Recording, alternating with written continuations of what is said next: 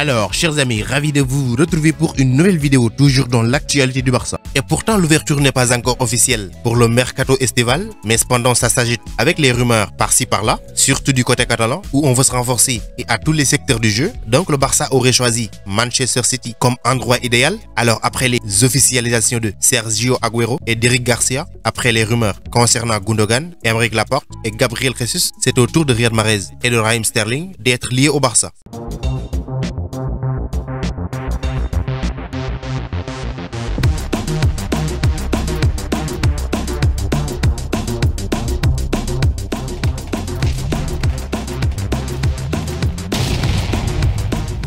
Selon le journaliste italien Matteo Moretto, le Barça envisage avec soin un grand coup pour l'ailier de Manchester City. Bien qu'il soit une signature de renom, il serait un ajout assez surprenant au rang des Catalans. Après le chagrin en finale de Ligue des Champions pour le Manchester City de Pep Guardiola, un départ de nombreux joueurs clés n'est pas à exclure pour les Citizens. Barcelone aurait également été en contact avec City, les deux parties étant chacune intéressée par quelques joueurs de l'autre, et mis à part le défenseur Aymeric Laporte, le lien entre le Barça et Raheem Sterling commence maintenant à gagner du terrain. Il a également été signalé précédemment que Barcelone était en course avec le Real Madrid et Arsenal pour obtenir les services du joueur mancunien. L'opération ne serait en aucun cas facile, Sterling étant un des grands noms de la Premier League et de Manchester City surtout, couplé à son âge et à sa forme au cours des dernières saisons, aura sûrement un prix élevé pour le FC Barcelone. Cela pourrait être une très mauvaise nouvelle pour l'équipe du Barça qui est sévèrement liée à des contraintes financières, mais le journaliste Moretto déclare également que certains joueurs pourraient devoir s'inclure dans l'accord afin de réduire le coût. En dehors de cela, si Sterling devait remporter et avec un tournoi réussi,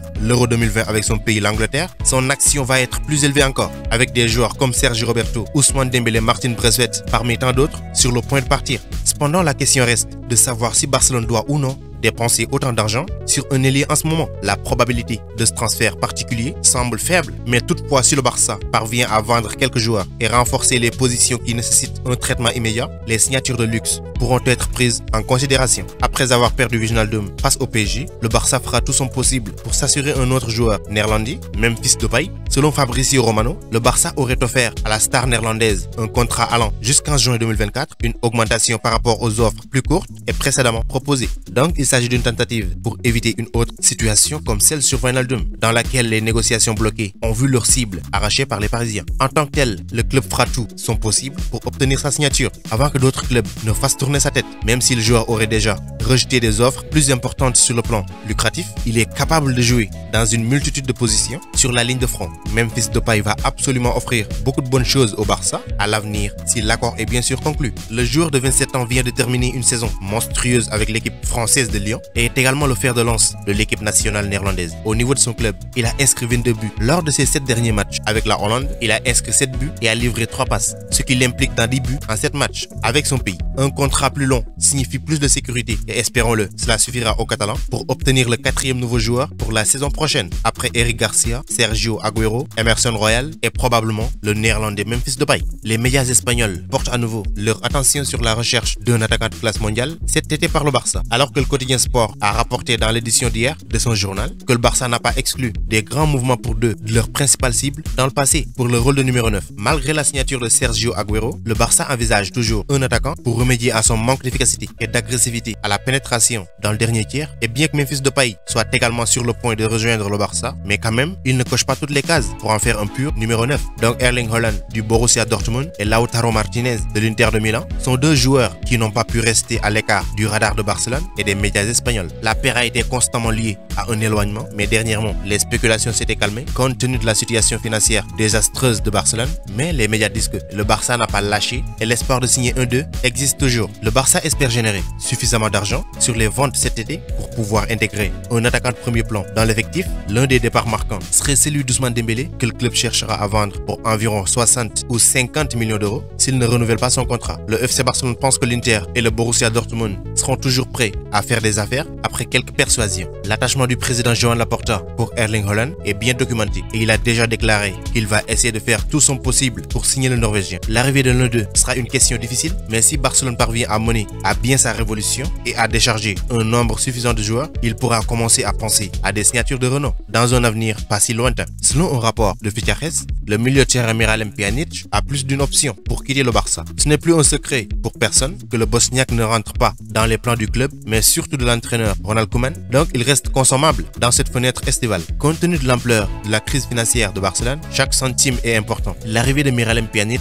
dans le cadre d'un accord entre Catalans et Turinois a été une décision déroutante et controversée. Une simple opération louche pour équilibrer les comptes. Cela ne s'est pas probablement bien passé pour lui. Des rapports récents ont constamment spéculé sur un retour du joueur à la Juventus. Le FC Barcelone et la Juventus discutant de plus d'accords d'échange, mais maintenant une autre voie s'est ouverte car l'équipe de la Premier League, Everton, aurait manifesté un intérêt pour le Bosnien. Les Toffees seraient en train de préparer une offre comprise entre 20 et 30 millions d'euros pour s'attacher les services du Bosnien. Cependant, le FC Barcelone a giflé un prix demandé de 35 millions d'euros. Selon le rapport, il a été précédemment suggéré qu'il demande environ 60 millions d'euros, alors que 35 millions d'euros représenteraient une perte importante. Ils ont essayé de vendre de manière aussi réaliste que possible. De plus, étant donné son âge, son manque de forme et ses minutes, aucune équipe ne va prendre de risque et ne sera prête à égaler un prix demandé aussi élevé pour le joueur de 31 ans. Et le joueur lui-même a exprimé publiquement son mécontentement face au manque de temps de jeu, mais semble également disposé à rester dans l'équipe et à essayer de faire ses preuves après une saison morte, mais cependant tous les signes pointent de manière réaliste vers une sortie du Bosniaque. Donc Manchester et Barcelone partagent un lien très évident dans le football, dont un amené aux deux clubs via Pep Guardiola, et en tant que tel, il y a des joueurs dans les deux clubs qui pourraient changer de maillot et s'intégrer dans le système déployé dans l'un ou l'autre club. Cette hypothèse a été soutenue ces derniers jours avec plusieurs joueurs liés à un transfert à Barcelone de Manchester et vice-versa. Selon Tony Juan Martin, les contacts entre les deux équipes se sont rapidement intensifiés ces derniers temps. Manchester City s'intéresse au service de certains joueurs de Barcelone, tandis que Joan Laporta a les yeux rivés sur les Citizens. Sergio Roberto a déjà été lié à City,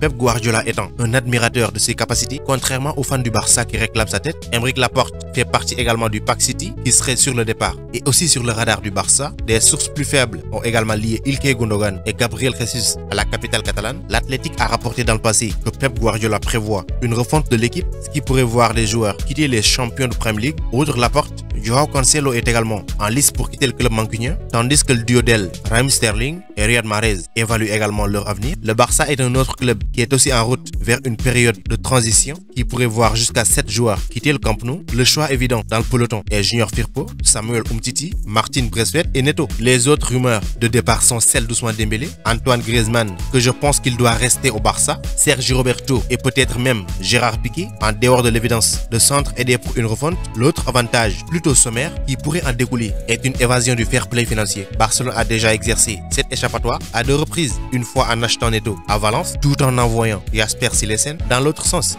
Puis le tristement célèbre Miralem Pjanic Arthur Melo échange avec la Juventus. Cela dit, il est extrêmement improbable que Joan Laporta utilise les méthodes mises en avant par Josep Bartomeu. Donc c'était tout pour cette vidéo. Merci de l'avoir regardé jusqu'à sa fin. Continuez à vous abonner à la chaîne, mais n'oubliez pas d'activer la cloche de notification. Vous êtes les meilleurs. Ciao, à bientôt.